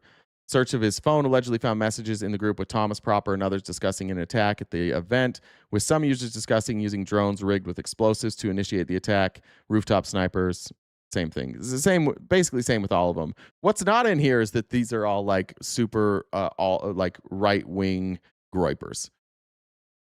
If this was like anybody with any sort of connection to the left, that's all this would have been about. It would have been the biggest story on earth. But since it's a bunch of groypers, the FBI basically announced this, and then it wasn't even really a news story. This is not the lifestyle of a leftist. No. Let's see. Even Vance like confirmed that it wasn't. This was him. He'll even confirm like this just really wasn't that serious. A lot of security there. So I found about this like the president for the first time this morning, and it turns out the plot was like not that advanced. They weren't in town. They had not really done that much planning, and so I get why people are so fascinated by it. I do think the political violence and rhetoric in this country is completely out of control. But thank God we've got good law enforcement, good FBI, because it didn't even get close to the point of execution. We're protected. Like, we have so many layers of protection. I mean, hell, we have 50, sorry, FCC violation. We have 50 Secret Service agents just in this room. But what I do worry about is, like, a lot of people could have got hurt if these guys pulled this off. Not in the inner circle, not in the security detail protection, but there were 80,000 people. And those are just innocent human beings. They never asked to be involved in politics. And the fact that people were targeting them just shows how despicable the political violent rhetoric is in this country. Did an amazing job. A lot of security. Why would someone on the right side kill people that represents the right idiot? Well, they're mad at Trump. And they're mad at this administration. They're mad about Israel. They're anti-Semitic. And they are basically like Nazi adjacent. And so the Nazis, the Groypers, they really loved Trump because they thought Trump was going to come in here and do all their racist Nazi shit. And he didn't do all their racist Nazi shit. He only did some of their racist Nazi shit. And so now they're mad at him. So they don't feel like Trump represents them anymore. But they would be like, they would be on the far right. You are having some big feelings here, two gay vampires and a bloody tampon. What a hell of a screen name. But good Lord, man. You having a bad day? Do you want to talk for a second? Guys, let's all talk to two gay vampires and a bloody tampon. What's going on, big fella? Why are you having such big feelings today? What's got you so worked up today? Guys, let's all sit together and we're gonna have a little conversation. So that's JD Vance, obviously not thinking it's a big deal. And then I wanted to just show, well, let me show this actually.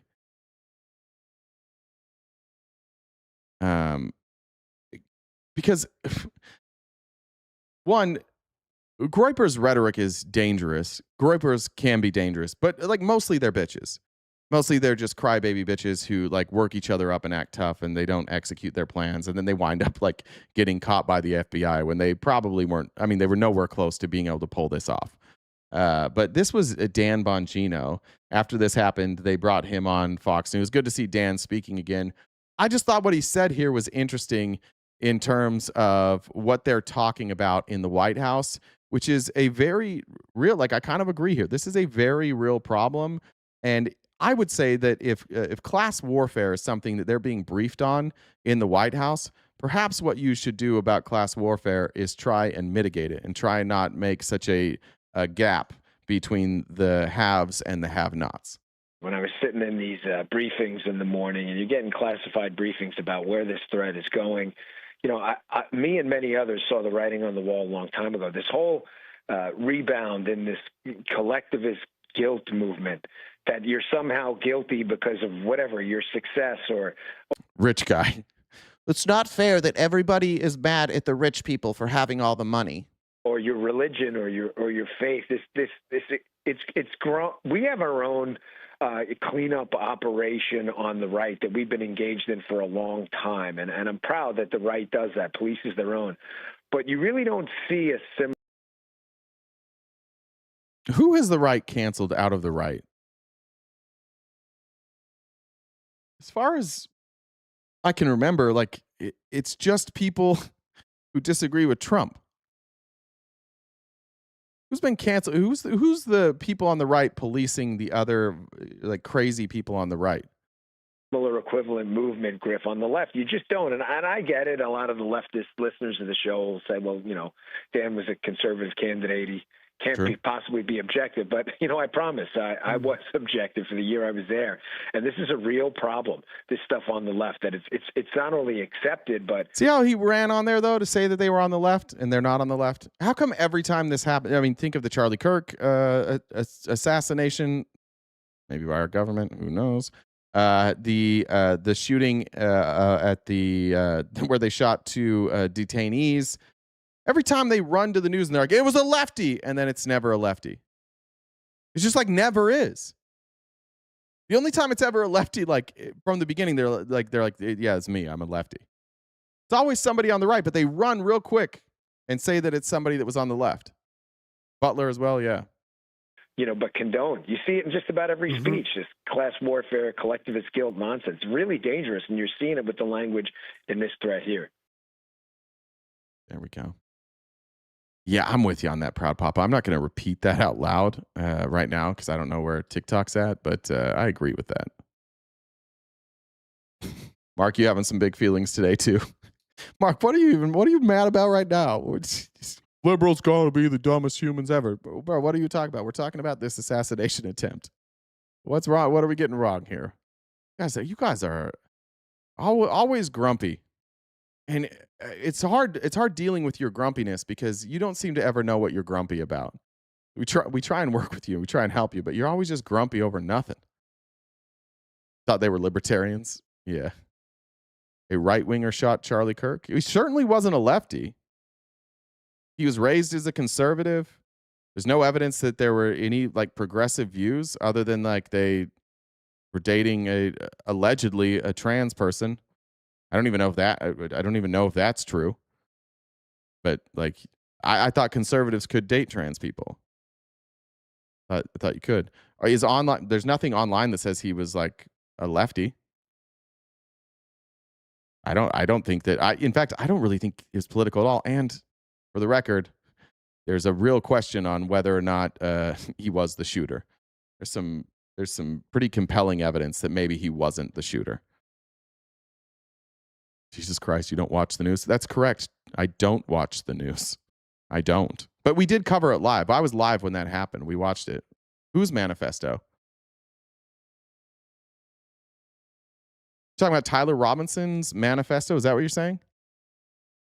I think you maybe watch too much news. Is that what you're saying? Are you saying Tyler Robinson had a manifesto?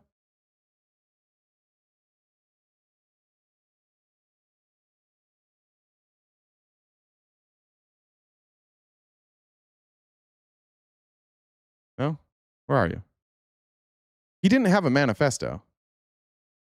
And I also don't believe that note was written by him.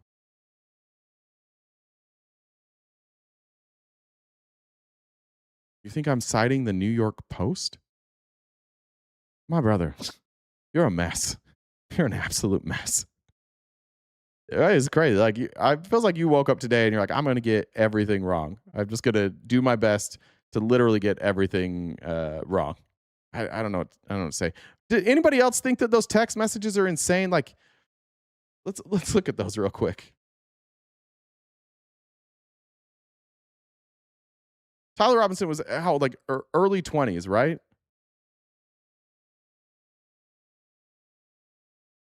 I am still okay, my love, but I'm stuck in wait, where's there it is.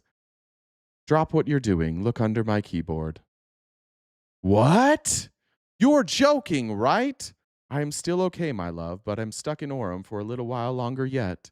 Shouldn't be long until I can come home, but I gotta grab my rifle still. To be honest, I had hoped to keep this secret till I died of old age. I am sorry to involve you. There's a 20-year-old? You weren't the one who did it, right? I am. I'm sorry.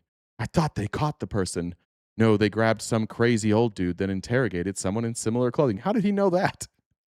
How did he know that? He was on the roof. He ran and jumped off the roof, then ran through the neighborhoods and hid his gun, but he knew all that. I had planned to grab my rifle from my drop point shortly after, but most of that side of town got locked down. It's quiet, almost enough to get out, but there's one vehicle lingering. The punctuation here is phenomenal. The use of commas from somebody in their 20s. Nobody fucking texts like this. Only my mom, who's like a school teacher who was born in the 50s, who was brought up like she got her like hand slapped if she didn't use correct punctuation. Roommate, why? Why did I do it? Yeah, I had enough of his hatred. Some hate can't be negotiated out. No, there's no fucking way. If I am able to grab my rifle unseen, I will have left no evidence. Going to attempt to retrieve it again. Hopefully they have moved on. I haven't seen anything about them finding it. How long have you been planning this? That's a natural fucking question. That's a natural. How long have you been planning this? Let me tell you all the details of how long I have been planning this. A bit over a week, I believe. I can get close to it, but there is a squad car parked right by it. I think they already swept that spot, but I don't want to chance it. For sure. For sure. Tyler Robinson's just like chilling, looking at the spot, which, by the way, was like 200 yards from the building of where he shot. For sure, he can just sit there and watch the police and nobody bothered him. I'm wishing I had circled back and grabbed it as soon as I got to my vehicle. I'm worried what my old man would do if I didn't bring back Grandpa's rifle. Grandpapa will be upset. I don't know if it had a serial number, but it wouldn't trace to me. I worry about Prince. I had to leave it in a bush where I changed outfits. He's just confessing to his whole fucking crime here. For sure. Didn't have the ability to bring it with me. Do you notice how then they, like halfway through, they stopped punctuating correctly? Like we got rid of the periods. Now we're doing ... Like all of a sudden it changed. All of a sudden, I think somebody's like, fuck, I forgot I'm supposed to be a 20-year-old kid. What do 20-year-old kids do? They do ... Let's do, what's I don't know? Is it IDEK? Yeah, I think that's right. Okay. Why did it all change all of a sudden? I might have to abandon it and hope they don't find Prince. How the damn, I bet it says like how the ass will I explain losing it to my old man? He's 24 years old. He's worried about like, how did you lose the gun, son? I'm terribly sorry, father. I left it in a bush when I was on a journey north. I have come back and returned without my rifle, father. Please forgive me. Only thing I left was the rifle wrapped in a towel, ... Remember how I was engraving bullets? Hey, remember this other part that totally happened? If you don't remember these bullets that I totally engraved, let me just tell you what they were. Doesn't ask what. Let me now explain the engravings. Remember when I showed you? This person saw him engraving bullets, but like 4 texts earlier was like, I can't believe it was you. I'd never thought that would be you. Yeah, but remember when I was engraving those bullets the other night? The ass messages are mostly a big meme. If I see notice bulges ooh on Fox News, I might have a stroke. All right. And now all of a sudden he can't spell. Now all of a sudden we're not spelling properly. We're not like, did somebody take over? I got to go on my lunch. Can you finish faking these text messages from Tyler Robinson? Yeah, I'll do it. Now we've got a new person writing these texts. I might have a stroke. All right, I'm going to leave it. That really ass sucks. Judging from today, I'd say Grandpa's gun does just fine. I don't know. I think that was a $2,000 scope. What the fuck is this? What is this? What is this little thing right here? I don't even know what that is. Then delete this exchange. I've come to the sudden conclusion that I should not have confessed all my crimes. Now he's worried about it? This guy went through all this planning, was able to like pull off this whole thing and never thought like, oh, they can recover my text messages. My dad wants photos of the rifle. He says Grandpa wants to know who has what. The same day, just that afternoon, Peepaw wants to know where his rifle was, and he needs photos for sure. The feds released a photo of the rifle, and it is very unique. He's calling me right now, not answering. We're going to use a comma there now. Now we're not using full words. Since Trump got into office, my dad has been pretty diehard MAGA. I'm going to turn myself in willingly. One of my neighbors here is a deputy for the sheriff. That turned out not to be true, by the way. He didn't turn himself in willingly. That was a lie that they told. And they actually reported that he did that. He had to be coaxed, and he didn't. Apparently, he didn't admit to the crime. You are all I worry about, love. I'm much more worried about you. Don't talk to the media, please. Don't take any interviews or make any comments. If any police ask you questions, ask for a lawyer and stay silent. Yeah, those totally real text messages. There's just no way he wrote these. And then then you have the shooter that shot it's like they shot. They wanted to take out ICE, so they shot 2 detainees instead of the ICE agents right next to them. Whoops! And then they got up in there. There's conveniently like, what did it say? It was conveniently on a unwasted bullet, like still in the casing. Was like, I don't like immigrants. What did they say? What were the I can't remember what those ones were. In Dallas. The anti-ICE messages. And it literally says anti-ICE. Just in case they think that when I shoot the detainees that it was about them. They just left this. It just it looks like it was sharp. Yeah. I mean, like, if you still believe anything that this FBI is saying, like, kick yourself in whatever genitals you have. That's crazy. I'm going to leave these here to make sure they know I don't like ICE, and that's why I shot those 2 detainees. This whole fucking thing is a psyop. By the way, Donald, he didn't get that Butler thing's all bullshit, too. And do I have that on here? I can't even remember. Did we talk about Butler the other day? I think we did. All right. And here's Dre Dossier, her take on this. I thought this was really interesting, about 5 minutes. We've got an hour and 20 minutes left of the show. I don't even know if I have enough. Well, we probably have enough to get through the entire show. We'll see. I thought I did, but we're moving through it rather quickly. I'll update the gift goal, but if you could help us knock out the remaining balance of that gift goal by the end of the live, that would be greatly appreciated. Just a reminder, we will not be here tomorrow, so I'm not going to see you again until Monday, as we're celebrating the World Cup tomorrow, so I won't be here. And if I get a phone call today, I might have to leave early today as well, so I apologize in advance for that. Let me make sure I got all the messages before I do this. Okay. Here's Dre Dossier. A group went from being strangers on TikTok. And again, we're talking, sorry, we got sidetracked. This is talking about the the planned, what do we even call it? I guess the planned attack on UFC 250 from those 4 groypers that was foiled, that they called lefties. To operational planning within 3 months on a combined total budget of $1,300, and the FBI found out about this on June 10th and then had it wrapped up within 4 days. Well, come on, you don't think I know a good OSINT puzzle when I see one? And they don't come more perfectly wrapped than this. So let's play. So the FBI announced today that they thwarted this attack at the UFC Freedom 250 match that was at the White House this past weekend. Keep in mind that this was the event that kicked off the country's 250th anniversary celebrations. Now, according to the case filing... Look, I apologize. This is a call that I have to take, and I have to end the live stream right now. I'm sorry.